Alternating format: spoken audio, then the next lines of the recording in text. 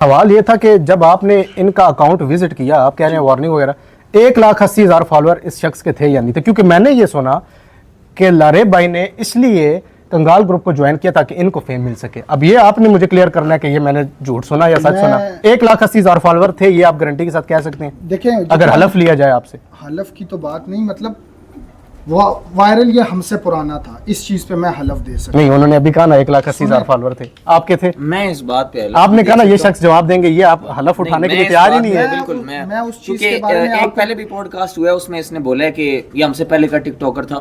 اس بات کی گارنٹی آپ کو مینیجر بھی دے سکتا ہے، وہ اسے بھی آپ پوچھ سکتے ہیں. اور نہیں، آپ کو میں چھوٹی سی ایگزامپل دیتا ہوں، سنیں. فالوور کتنے تھے؟ میں نے فالوور والی بات جو ہے نا، فالوور تو 180 آپ کے فالوور تھے. 180 فالوور تھے، پکی بات ہے. 180 ہاں، ایک راؤنڈ فگر آپ کو، راؤنڈ فگر اس سے زیادہ نہیں تھے، کم ہی ہوں گے، مطلب 1.5 سے اوپر اور 180 کے مڈ میں یا کہہ دو. کیونکہ ابھی کافی ٹائم پہلے کی بات ہے.